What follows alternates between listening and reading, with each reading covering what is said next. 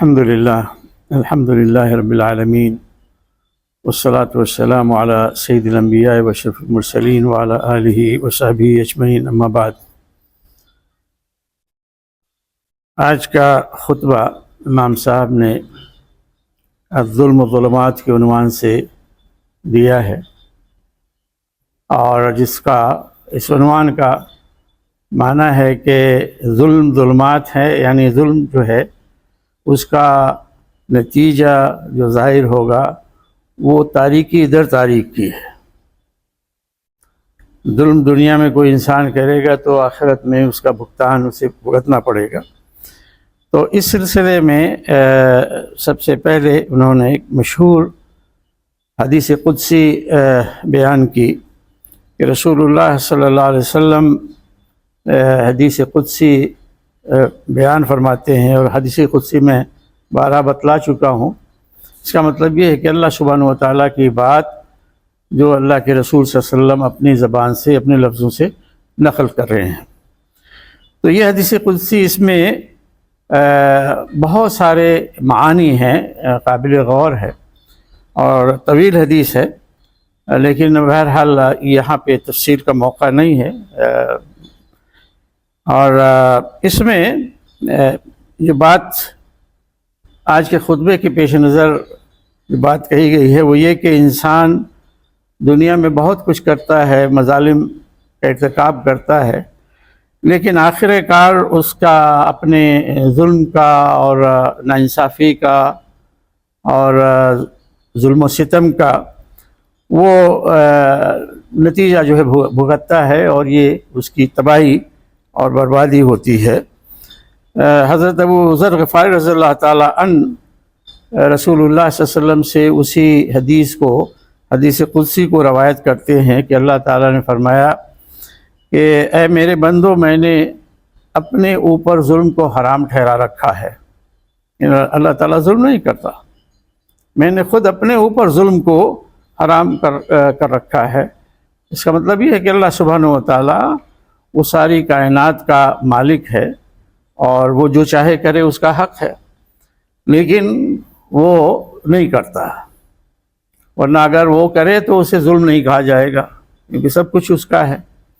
تو اللہ تعالیٰ نے اپنے اوپر ظلم کو حرام ٹھہرا رکھا ہے،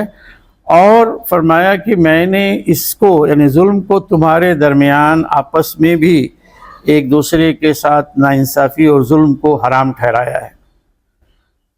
لہذا تم لوگ باہم ظلم نہ کرو ایک دوسرے پر۔ اے میرے بندو، تم سب کے سب گمراہ ہو سوائے اس کے کہ جس کو میں ہدایت بخشوں، اور مجھ سے ہدایت طلب کرو تو میں تمہیں ہدایت دوں گا۔ اور اے میرے بندو، تم سب کے سب بھوکے ہو سوائے اس کے جسے میں کھلاؤں، تو تم مجھ سے کھانا مانگو، میں تمہیں کھلاؤں گا۔ اے میرے بندو، تم سب کے سب ننگے ہو، بے لباس ہو، بجز اس کے جس کو میں کپڑا پہناؤں، تو مجھ سے مانگو اور میں تمہیں کپڑا پہناؤں گا، میں تمہاری پردہ پوشی کروں گا۔ اے میرے بندو، تم لوگ شب و روز غلطیاں کرتے ہو، بھول چوک سے تم ارتکاب ہو جاتا ہے، اس طرح گناہ بھی ہو جاتے ہیں، تو میں سارے گناہ معاف کر دیتا ہوں۔ یعنی دن رات تم سے ظلم ہوتا رہتا ہے، ناانصافی ہوتی رہتی ہے، گناہ ہوتے رہتے ہیں، لیکن میں معاف کر دیتا ہوں۔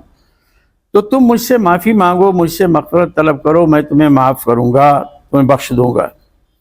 اے میرے بندو، اگر تم سب کے سب مل کر مجھے کوئی نقصان پہنچانا چاہو تو مجھے نقصان نہیں پہنچا سکتے، اور نہ ہی تم مجھے کوئی نفع پہنچا سکتے ہو۔ تم سب کے ساتھ مل کے مجھے نفع پہنچانا چاہو تو کوئی نفع بھی نہیں پہنچا سکتے۔ اے میرے بندو، تمہارے سب کے سب، پہلا انسان اور آخری انسان، اور انس اور جن، یعنی انسان اور جنات، یہ سب کے سب، یعنی جتنی مخلوق ہے پہلے دن سے لے کر آخری دن تک، یہ سب کے سب مل کر دنیا میں جو سب سے پاکیزہ تر انسان گزرا ہے اس کے قلب پہ جمع ہو جائیں، اس کے دل پر جمع ہو جائیں۔ اس کا مطلب یہ کہ سب کے سب ویسے ہی بن جائیں۔ اب دنیا میں بے شمار انبیاء آئے ہیں، رسول آئے ہیں، ان میں بھی سب کے مراتب ہے، تو جو بھی اللہ کے نزدیک سب سے زیادہ بلند ہے اور پرہیزگار ہے، نیک ہے، اس کے دل پر وہ اکٹھا ہو جائے، یعنی پوری دنیا ایسی ہو جائے، پتہ چلا کہ صاحب سارے نیک ہی نیک جو ہے نا چل رہے ہیں، فرشتے ہیں۔ تو اللہ تعالیٰ فرماتے ہیں کہ میری بادشاہت میں ذرا سا بھی اضافہ نہیں کریں گے، بڑھائیں گے نہیں۔ یعنی تم بڑے نیک بن گئے، نمازیں ساری دنیا پڑھنے لگی، روزے رکھنے لگے، تو میرا کچھ جو ہے بھلا ہو جائے گا، مجھے کوئی فائدہ نہیں تم پہنچاؤ گے، میری بادشاہت میں ذرا سا بھی اضافہ نہیں کرو گے۔ اور اے میرے بندو، تم سب کے سب، پہلا آخری، انسان اور جن، سب کے سب فاجر ترین جو انسان گزرا ہے یا ہوا ہے، انتہائی بدکار اور برا انسان، اس کے دل پر جمع ہو جائیں، یعنی پوری دنیا ایک انسان اس انسان جیسی بن جائے کہ جو بالکل سب سے زیادہ گیا گزرا اور بدمعاش اور گناہگار ہے، تو وہ میرا کوئی نقصان نہیں پہنچا سکتے، میری مملکت، میری بادشاہت میں وہ کوئی کمی نہیں کر سکتے۔ اے میرے بندو، یہاں پہ بھی اسی طرح سے خطاب ہے کہ اگر تمہارا پہلا اور آخری، پہلے انسان سے لے کر آخری انسان تک، انس اور جن، یہ سب کے سب ایک وقت میں ایک میدان میں کھڑے ہو جائیں، ایک جگہ پہ ایک میدان میں سارے کے سارے کھڑے ہو جائیں اور مجھ سے مانگیں، سوال کریں، تو میں سب کے سوال کو پورا کروں گا، سب کی مانگ کو، ڈیمانڈ کو میں دوں گا، اور سب کو دینے کے بعد میری بادشاہت میں ذرہ برابر کمی نہیں ہوگی، بس اتنی ہوگی جیسے سوئی کو اگر پانی میں ڈبویا جائے سمندر کے، تو سوئی کتنا پانی لے کے نکلے گی، بس وہی سمجھ لو کہ ہوگا، یعنی میری بادشاہت میں کچھ کمی نہیں ہوگی۔ ایک وقت پوری دنیا مانگ لے کہ اس کو کیا چاہیے بھائی، ایک گارڈن، 10 گارڈن، ایک پلاٹ، 10 یا بلا کیا ہے، 10-20 گاڑیاں چاہیے، مانگ لو، سب کے سب مانگ میں سب کی ڈیمانڈ پوری ہو جائے گی اور ذرا سی بھی کمی نہیں ہوگی۔ اے میرے بندو، یہ ہیں تمہارے اعمال جنہیں میں گن کے رکھتا ہوں تمہارے لیے، ریکارڈ کر رہا ہوں مثلا، تو میں پھر انہی کے مطابق تمہیں ان کا بدلہ دوں گا۔ تو اگر کوئی بھلا پاتا ہے تو اللہ کا شکر ادا کرے، اور اگر کوئی اس کے برعکس پاتا ہے، یعنی نتیجہ خراب نکلا، تو پھر وہ اپنے سوا کسی اور کو ملامت نہ کرے، وہ خود اپنے آپ کو ملامت کرے۔ اور ایک دوسری روایت میں اسی حدیث کے ساتھ اضافہ یہ ہے، یا ان لفظوں میں آیا ہے کہ اے میرے بندو، میں نے اپنے اوپر ظلم کو حرام ٹھہرایا ہے اور اپنے بندوں کے اوپر بھی ظلم کو حرام ٹھہرایا ہے، لہذا تم آپس میں ایک دوسرے کے اوپر ظلم نہیں کرو۔ اور ظلم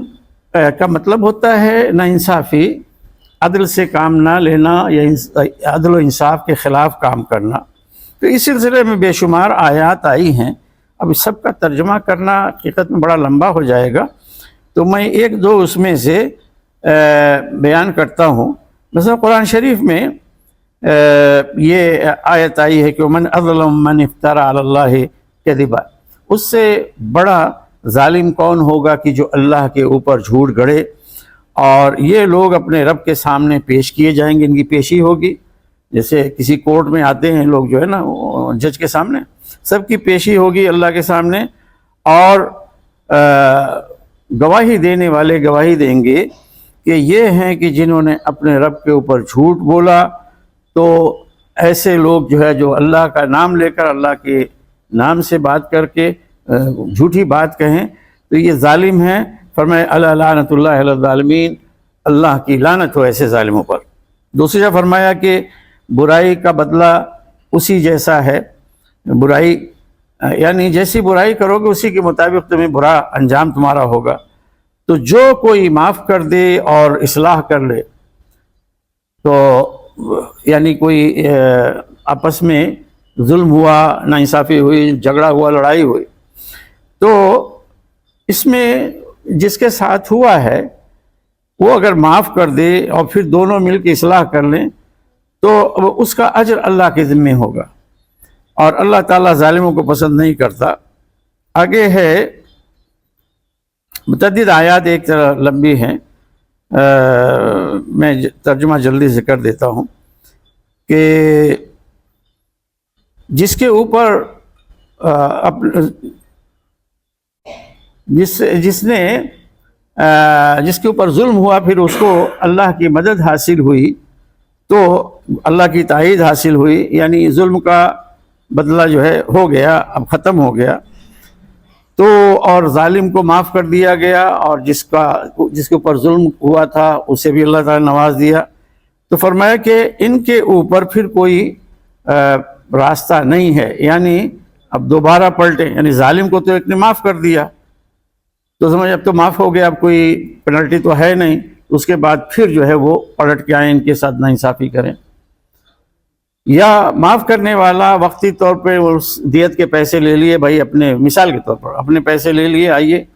ہم معاف کر دیتے ہیں، پیسے جب ہاتھ میں آ گئے اس کے بعد پھر جو ہے جا کے ان کے خلاف ایکشن کریں۔ تو یہ فرمایا کہ دونوں کے بارے میں ان کے اوپر کوئی راستہ نہیں، یعنی اب ان کے خلاف کوئی وجہ نہیں ہے، کوئی جسٹیفیکیشن کسی قسم کا ظلم کرنے کی۔ ہاں، راستہ ان لوگوں کے اوپر ہے، ان لوگوں کے خلاف ہے جو ظلم کرتے ہیں لوگوں کے اوپر، اور یہاں پہ راستہ کا مطلب یہی ہے کہ کوئی ایسا جسٹیفیکیشن ہو ان کے اس مس کنڈکٹ کا۔ تو جو لوگوں پہ ظلم کرتے ہیں اور زمین میں ناحق فساد پھیلاتے ہیں تو ان کے لیے دردناک عذاب ہے، اور جو کوئی صبر کرے اور معاف کر دے تو یہ باتیں، یعنی صبر کرنا اور معاف کرنا، یہ نہایت بڑے یعنی معاملات میں سے ہے، یعنی گویا بڑے حوصلے کی بات ہے، یہ ہر آدمی یہ کر نہیں پاتا ہے، اور اللہ جسے گمراہ کر دے اس کے لیے پھر کوئی مددگار نہیں ہوگا اللہ کے بعد۔ اور تم ظالموں کو دیکھو گے کہ جب وہ عذاب کو دیکھیں گے، نبی کریم صلی اللہ علیہ وسلم خطاب ہے کہ تم جب دیکھو گے ظالموں کو اس وقت کہ جب وہ عذاب کو دیکھیں گے تو اس وقت کیا ہوگا کہ وہ کہیں گے ہے کوئی یہاں سے پلٹ کے جانے کا راستہ، یعنی کیا یہ ممکن ہے کہ اب آخرت میں ہماری پکڑ ہو رہی ہے تو اپنے معاملات درست کرنے کے لیے واپس دنیا میں پھر جانے کا کوئی راستہ ہے؟ اور پھر تم دیکھو گے ان کو کہ وہ جہنم کے سامنے پیش کیے جائیں گے، اور اس طرح سے کہ ذلت سے، رسوائی سے وہ جھکے ہوئے ہوں گے، ان کی نگاہیں پست ہوں گی، اور وہ کنکھیوں سے دیکھ رہے ہوں گے، یعنی جیسے مجرم جاتا ہے یہاں پہ بھی کوئی بڑے قسم کا اور جس کو بڑی سزا ملتی ہے تو دائیں اس طرف سے یعنی نگاہیں جھکا کے وہ دیکھتا ہے، وہ بالکل ایک خاص یعنی احساس ذلت کی تعبیر ہے یہ۔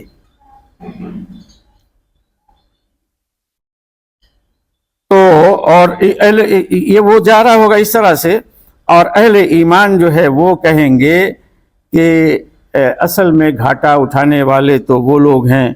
کہ جنہوں نے اپنے آپ کو اور اپنے گھر والوں کو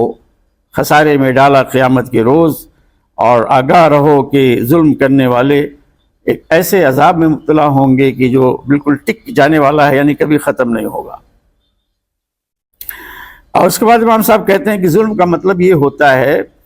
اس کے لغوی معنی لٹرلی اٹ مینس کہ کسی چیز کو اس کی اپنی جگہ سے ہٹا کے غیر مناسب جگہ پہ رکھنا، یہ اصل ظلم ہے۔ ایک چیز کو یہاں پہ ہونا چاہیے اس کو ہٹا کے کہیں اور کر دیا، کوئی چیز مطلب اتنے دائرے میں ہونی چاہیے تو اس کے لیے اتنا بڑا دائرہ بنا کے اس میں ڈالنا، وہ فٹ نہیں ہوگی۔ اور پھر یہ کہ ظلم جو ہے اس کی بہت ساری قسمیں ہیں، بڑی شکلیں ہیں، اور رہے گی بات یہ کہ اللہ سبحانہ وتعالیٰ کے حق کے بارے میں تو اللہ تعالیٰ کے ساتھ لوگ ظلم تو کرتے ہیں، لیکن یہ محال ہے کہ اللہ کے ساتھ کوئی ظلم کر سکے۔ پہلی چیز اصولی طور پر اللہ کا کوئی نقصان نہیں پہنچا سکتا، اور سب سے بڑا ظلم البتہ جو حقوق میں ہے اللہ تعالیٰ کے، یعنی ذات میں تو بالکل نہیں ہو سکتا، اللہ کے حقوق پہ ڈاکہ ڈالتے ہیں لوگ، تو اس کے حقوق میں جو سب سے بدترین قسم کا ظلم ہے وہ یہ کہ شرک کرنا، ان الشرک لظلم عظیم، کہ شرک بہت بڑا بھیانک جو ہے وہ ظلم ہے، سب سے بڑا ظلم ہے، یعنی اللہ کے ساتھ کسی اور کو خدائی میں ساجی اور شریک کرنا۔ اور اس کے بعد ہے کہ حدیث میں آیا کہ وَجَعَلْتُهُ بَيْنَكُمْ مُحَرَّمًا، میں نے اسے تمہارے درمیان حرام ٹھہرایا ہے، یعنی میں نے حکم دیا ہے کہ تم آپس میں ایک دوسرے کے ساتھ ظلم نہ کرو، یہ حرام ہے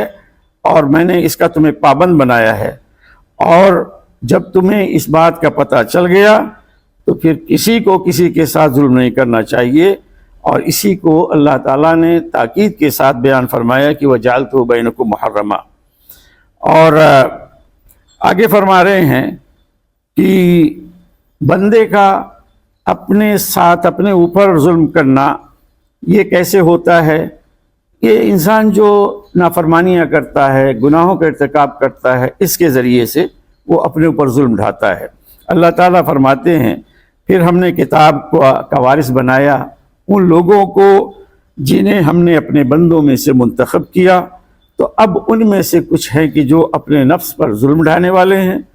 اور کچھ ہیں کہ جو میانہ رو ہیں، بیچ بیچ میں ہیں، یعنی بہت اونچے نہیں ہیں اور نہ بالکل بگڑے ہوئے، درمیان میں، اور ان میں سے وہ ہیں جو نیکیوں میں سبقت لے جانے والے ہیں اللہ کے اذن سے، اور یہی سب سے بڑا فضل ہے۔ تو کتاب یعنی قرآن آج ہے، اس سے پہلے دوسری کتابیں تھیں، تو کتاب کا اگر اللہ تعالیٰ کسی کو وارث بناتا ہے، آج اللہ تعالیٰ نے وارث بنایا اس امت کو جو رسول اللہ صلی اللہ علیہ وسلم کی دعوت پر ایمان لائی، اس امت کو بنایا۔ اب اس کے بعد کیا ہے کہ زمانہ جیسے آگے بڑھتا ہے اسی زمانے میں بھی، اور بعد میں آگے جیسے بڑھتا ہے، کچھ تو لوگ ہیں کہ جو بالکل کتاب کے مطابق چل رہے ہیں، کچھ ہیں جو باوجود اپنے مسلمان ہونے کے اور دعویٰ بھی کرتے ہیں کہ مسلمان ہیں لیکن قرآن کے خلاف وہ عمل کر رہے ہوتے ہیں، یہ ظالم ہیں۔ اور کچھ لوگ ہیں کہ کبھی چلیے بھائی 2 وقت آ کے نماز پڑھ لی، 3 وقت غائب ہو گئے، 3 وقت پڑھ لی 2 وقت غائب ہو گئے، کبھی روزہ رکھا چھوڑ دیا، کبھی کسی کے ساتھ بڑی اچھی طرح سے پیش آئے، دوسرے کو جا کے گالی دی اور تھپڑ مار دیا وغیرہ وغیرہ۔ تو یہ کیا ہے، نہ تو پورے مومن ہیں نہ پورے کافر، تو اس طرح کے بھی انسان پائے جاتے ہیں۔ تو ظالم اس میں کہا وہ ہیں کہ جو اللہ کی کتاب کے خلاف برخلاف عمل کرتے ہیں۔ اس کے بعد کہہ رہے ہیں کہ غیروں کے اوپر جو ظلم ہوتا ہے، اپنے بعد دوسروں کے ساتھ جو ظلم ہوتا ہے، اس کی شکل یہ ہوتی ہے کہ انسان کا غیر کا مال، اس کی جان، اس کی عزت پہ حملہ کرنا، اور جہاں تک انسانوں کے درمیان ظلم کی جو شکلیں ہیں مختلف، تو رسول اللہ صلی اللہ علیہ وسلم سے اس سلسلے میں متعدد احادیث آئی ہیں، اور امام صاحب نے آج اس ضمن میں جو موجودہ حالات ہیں ان میں سے بہت ساری چیزیں وقت فوری طور پہ ان کے ذہن میں آئی، انہوں نے بیان کر دیا، وہ یہاں پہ لکھی ہوئی نہیں ہیں، لیکن آپ سمجھ سکتے ہیں کہ بہت ساری چیزیں شکلیں ہیں ظلم کی جو آج ہو رہا ہے غزہ میں، فلسطین میں اور شام میں ہوا، اور اس کا جو نتیجہ سامنے آیا، سالہ سال سے ظلم ہوتا رہا، اللہ تعالیٰ نے پھر کس طرح سے تباہ کیا، اور ساری دنیا نے دیکھ لیا، حتیٰ کہ وہ لوگ جو بڑے اپنے بارے میں کہہ رہے تھے، دعویٰ کر رہے تھے کہ وہ ڈٹے ہوئے ہیں، جہاد کر رہے ہیں اور اس کے ساتھ ملے ہوئے تھے، میری مراد ایران سے کلم کلا شیعہ پوری برادری پوری دنیا کی، آخر دن تک جب یہ کہ بالکل اب پلٹنے والا تختہ، اس وقت تک کم وقت لکھنؤ میں بیٹھ کے بول رہا تھا، پاکستان میں چند ایک وہ ہیں خبیث وہ بول رہے تھے، اور وہی بات یہاں پہ ایران کا خامنہ ہی بول رہا تھا۔ یہ جو جرائم آپ دیکھ رہے ہیں، ہو سکتا ہے آپ نے پورے نہ دیکھے ہوں، اس کے لیے وقت نکالنا ہوگا۔ ان کے سیدنایا نام کا جو وہ ہے جیل،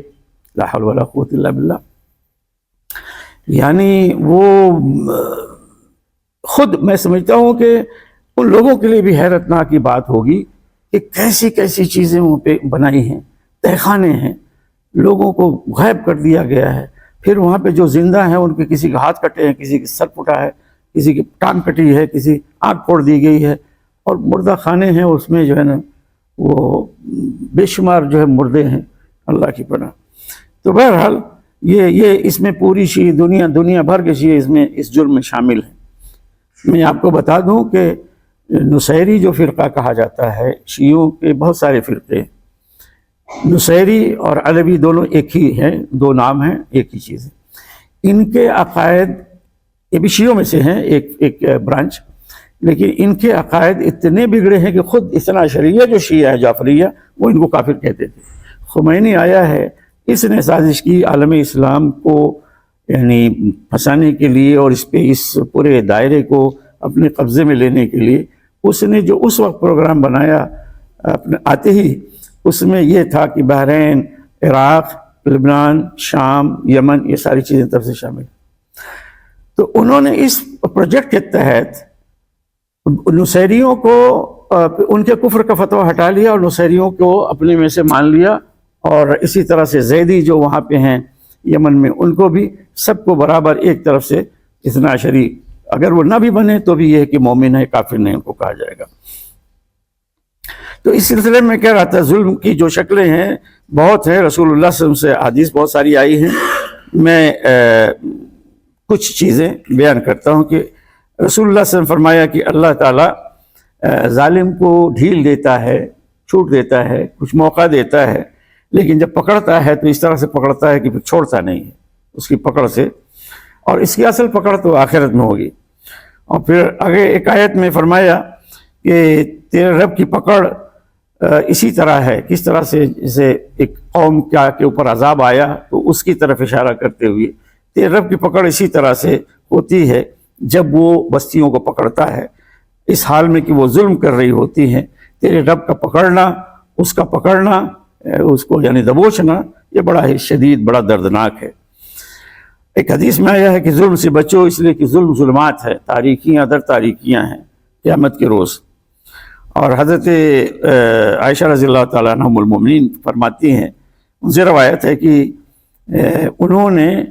ابو سلمہ سے بن عبد الرحمن سے کہا،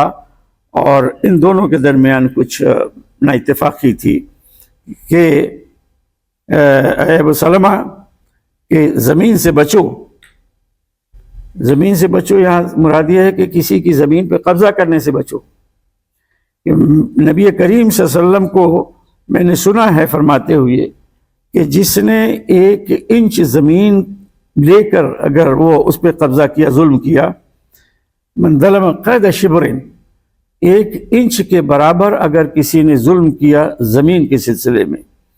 تو وہ اس کے گلے میں 7 پوری زمینیں، یعنی یہ پھر وہ یہ ارتھ ہو جائے گی، تو یہ 7 زمینیں اس کے گلے میں جو ہے نا لٹکا دی جائیں گی قیامت کے روز۔ آج دیکھیں کہ اس پہ جنگیں ہوتی ہیں، بھائی بھائی کو قتل کر رہا ہوتا ہے، روزانہ اخبار میں خبریں رہتی ہیں، معمولی سی چیز ہے، ایک پتہ چلا کہ دروازہ کھول رہے ہیں، وہ ادھر سے بند کر رہے ہیں، بھائی بھائی تقسیم ہوئی تو اس کے لیے لڑائی ہوتی ہے اور قتل غارت ہو جاتا ہے۔ ایک حدیث میں رسول اللہ صلی اللہ علیہ وسلم فرمایا کہ بالکل نکمے بن کے نہ بیٹھو کہ اور ایسی باتیں نہ کرو کہ تم کہنے لگو لوگ اگر احسان کریں گے تو ہم احسان کریں گے، اور ظلم کریں گے تو ہم بھی ظلم کریں گے۔ فرمایا کہ نہیں، اپنے نفس پہ جو ہے قابو کرو، اس کو سکھاؤ۔ اگر لوگ تمہارے ساتھ بھلا کرتے ہیں، احسان کرتے ہیں، تو تم بھلائی کرو، احسان کرو، اور اگر وہ کوئی برا سلوک کرتے ہیں تو تم ظلم نہ کرو۔ بچاؤ کی کوئی کوشش ہوگی لیکن ظلم پھر بھی نہ کرو۔ اور ایک حدیث میں یہ ہے کہ ابن آدم میں کبھی بھی کسی بھی وقت اگر کوئی ناحق قتل ہوگا تو ابن آدم پہلا جو ہے نا قابیل، اس نے جو جرم کیا اپنے بھائی کو قتل کیا، تو اس نے چونکہ اس کا آغاز کیا ہے قتل کا، جو اس کو کوئی حق حاصل نہیں تھا، تو اب دنیا میں جتنے بھی قتل ہوں گے وہ سب میں قاتل کو تو ملے گی ہی سزا، لیکن اس کو بھی اس میں شیئر ہوگا، اس کو بھی سزا ملے گی۔ اور رسول اللہ صلی اللہ علیہ وسلم فرمایا کہ آپس میں حسد نہ کرو، رنجش نہ کرو، بغض نہ کرو، اور اللہ کے بندے بن کر بھائی بھائی بن جاؤ۔ مسلمان کا بھائی ہے، نہ اس پر ظلم کرتا ہے، نہ اسے بے سہارا چھوڑتا ہے، اور نہ اس کو حقیر جانتا ہے۔ تقویٰ ہاں ہونا، پھر فرمایا کہ تقویٰ یہاں پہ ہے، یعنی دل میں ہے، اور اشارہ کرتے ہوئے انگلی سے بتایا کہ یہاں پہ ہے۔ اور ایک کسی بھی انسان کے لیے برائی کے طور پر اتنی یہ بات کافی ہے کہ وہ اپنے مسلم بھائی کو حقارت کی نگاہ سے دیکھے، بس سب سے بڑی برائی یہ ہے۔ کسی کو برا بننے کے لیے پھر اور کوئی دلیل نہ چاہیے کہ دوسرے مسلمان کو وہ، بلکہ یہ بھی آگے کہہ سکتے ہیں، یہاں تو مسلمان ہے، کسی انسان کو حقیر جاننا کسی بھی انسان کو. یہ حقارت جو ہے نا یہ انسان کی برے ہونے کے لیے کافی ہے. ہر مسلمان دوسرے مسلمان پر حرام ہے، اور اس کا خون یعنی اس کی جان، اس کا مال، اس کی عزت. حضرت عمر رضی اللہ تعالیٰ نے فرمایا کہ مظلوم کی دعا سے، یہاں پہ دعا سے مراد بد دعا ہے، وہ بھی دعا ہی ہوتی ہے. مظلوم کی دعا سے یعنی اس کی بد دعا سے ڈرو، بچو، کیونکہ مظلوم کی دعا مستجاب ہوتی ہے، قبول ہوتی ہے. یہ بھی مظلوم یہاں پہ ہے، کوئی بھی صرف مسلمان نہیں، کوئی غیر مسلم اس کے ساتھ ناانصافی ہو رہی ہے، مظلوم ہونا یہ بس کافی ہے کہ اس کی بات سنی جائے گی. شیخ الاسلام ابن تیمیہ رحمۃ اللہ علیہ فرماتے ہیں کہ جہاں تک یہ بات ہے کہ ظلم کا انجام بڑا خراب اور خطرناک ہوتا ہے،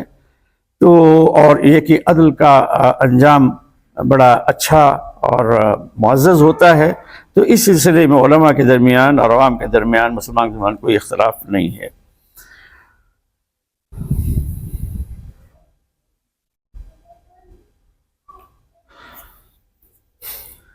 ظلم جو ہے یہ رب کے، اللہ کے غضب کو دعوت دیتا ہے، اور یہ ظلم جب اللہ کے غضب کو دعوت دیتا ہے تو وہ ظالم کے اوپر عذاب کی مختلف چیزیں، مختلف شکلیں مسلط کر دیا کرتا ہے، اور ظلم کرنے والوں کی بستیاں جو ہے وہ تباہ ہو جاتی ہیں، اور ممالک جو ہے وہ ڈھیر ہو جاتے ہیں، اور ظالم جو ہوتا ہے وہ اللہ کے رسول صلی اللہ علیہ وسلم کی شفاعت سے محروم ہو جائے گا. اس کا مطلب ظاہر ہے کہ مسلمان ظالم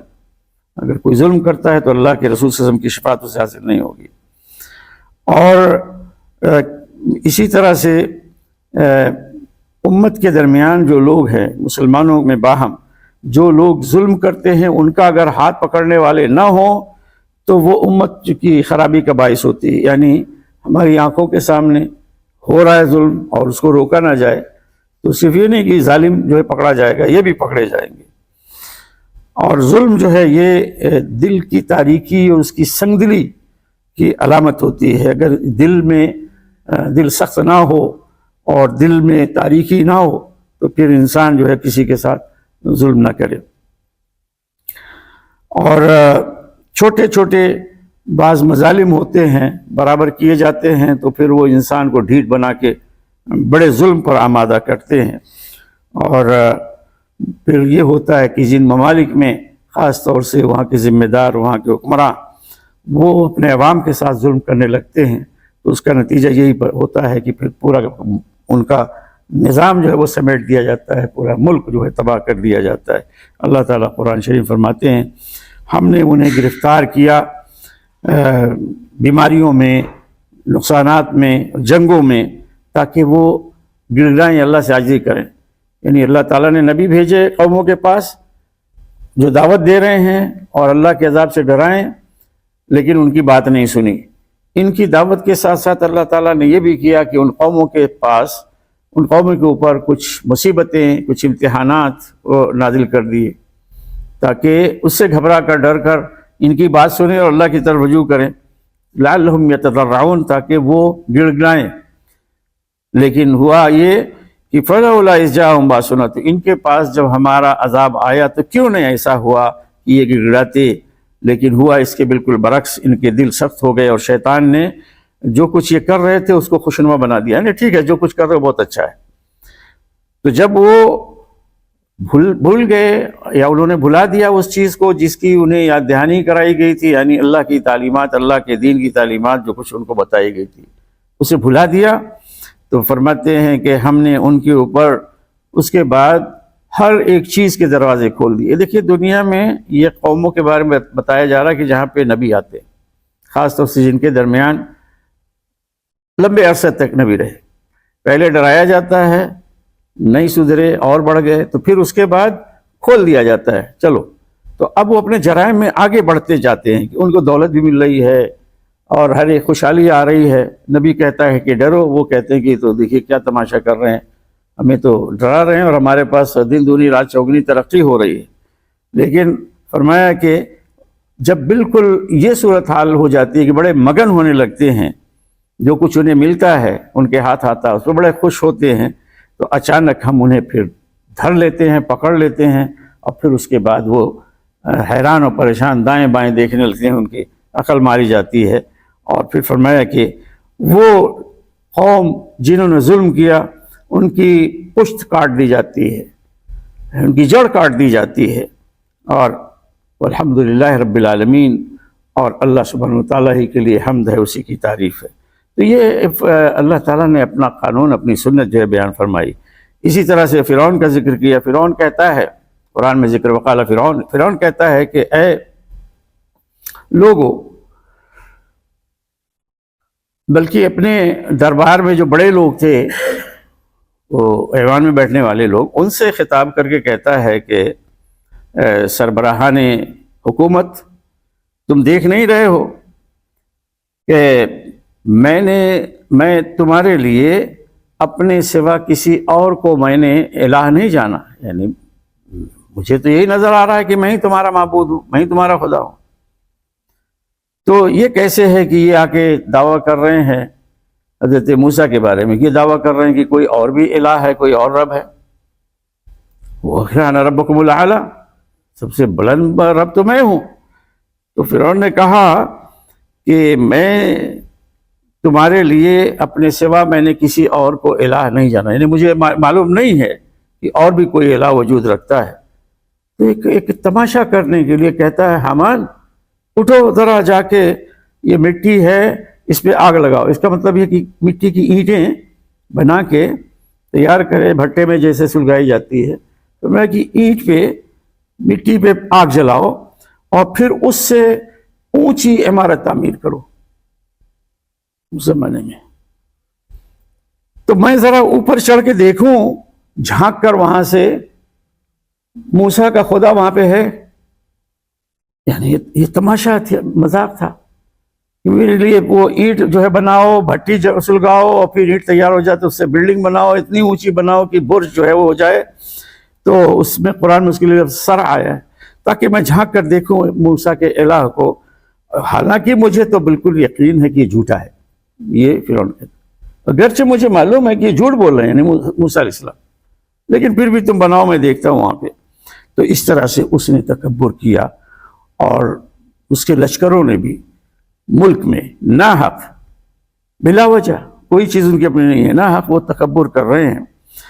اور یہ انہوں نے گمان کیا کہ ہم پکڑیں گے نہیں ان کو، اور ہمارے پاس پلٹ کر آئیں گے نہیں، تو ہم نے اسے بھی پکڑا، فرعون کو بھی پکڑا، اس کے لشکروں کو بھی پکڑا، اور پھر ان سب کو اٹھا کے ہم نے سمندر میں ڈال دیا۔ تو دیکھو کہ ظالموں کا انجام کیا ہوا۔ تو یہ ہے۔ اس کے علاوہ بہت ساری آیات ہیں، لمبا ہوتا جا رہا ہے۔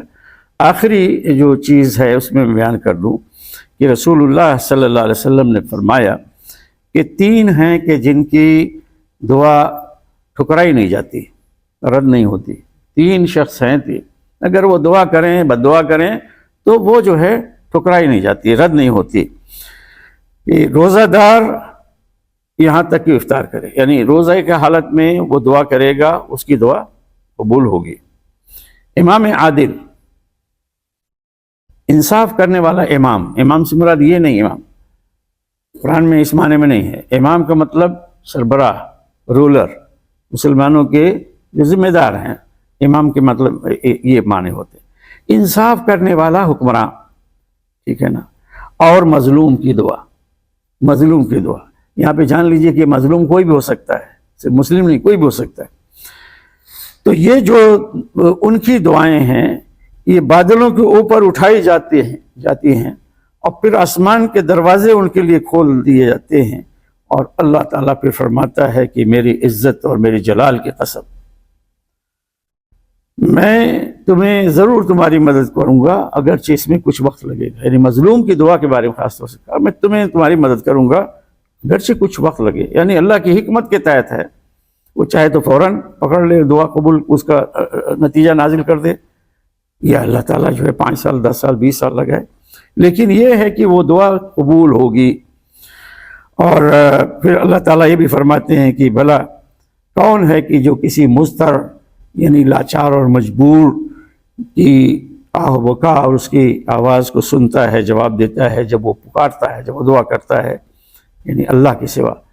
اللہ کے سوا کون ہے کہ جو کسی مضطر کی دعا قبول کرے اور اس کے اوپر جو مصیبت آئی ہے اس کو دور کرے۔